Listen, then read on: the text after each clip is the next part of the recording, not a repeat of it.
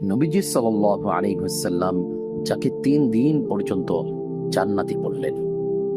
প্রিয় দর্শক, চলুন জেনে আসি কোন সে সৌভাগ্যবান ব্যক্তি।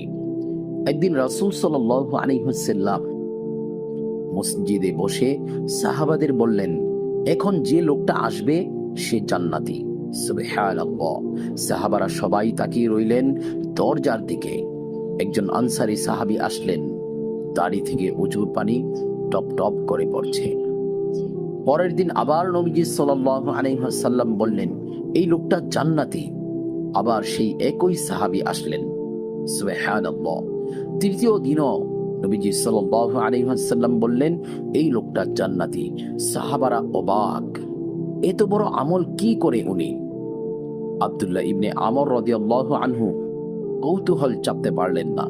তিনি সাহাবীর কাছে গিয়ে বললেন, আমার আব্বুর সাথে রাগ করেছি, 3 দিন আপনার মেহমান হব। সাহাবী হাসি মুখে রাজি হয়ে গেলেন। আব্দুল্লাহ ইবনে আমর রাদিয়াল্লাহু আনহু 3 দিন তাকিয়ে রইলেন। না তাহাজ্জুদ বেশি পড়েন, না তিনি সারা রাত কোরআন তেলাওয়াত করেন। তিনি শুধু সাধারণ নামাজ, সাধারণ ইবাদত আমাদের মতোই করেন। 3 দিন পর আব্দুল্লাহ ইবনে আমর রাদিয়াল্লাহু আনহু আর থাকতে পারলেন না। বললেন, ভাই, নবীজি সাল্লাল্লাহু আলাইহি ওয়াসাল্লাম আপনাকে 3 দিন জান্নাতি বলেছেন। আপনার গোপন আমলটা কি, আমাকে একটু বলবেন? সাহাবী রাদিয়াল্লাহু আনহু প্রথমে বলতে চাননি, পরে চোখের পানি ছেড়ে বললেন, ভাই, আমার আর কোনো আমল নাই।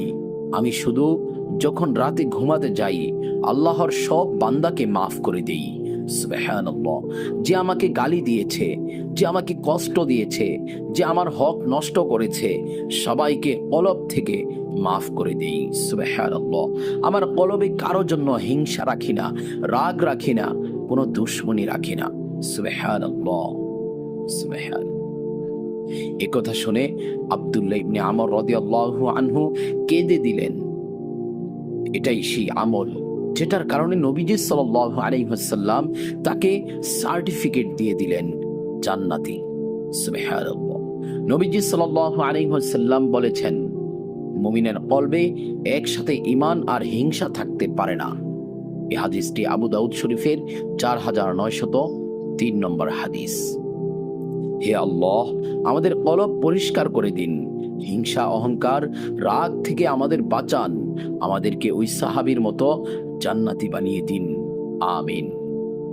সম্মানিত প্রিয় বন্ধুগণ, এই গল্পটি যে হাদিসে বর্ণিত আছে, এই হাদিসটি বর্ণনা করেছেন আনাস ইবনে মালিক রাদিয়াল্লাহু আনহু মুসনাদে আহমদের 12517 নম্বর হাদিস এবং সহিহ ইবনে হিব্বানের 7020 নম্বর হাদিস।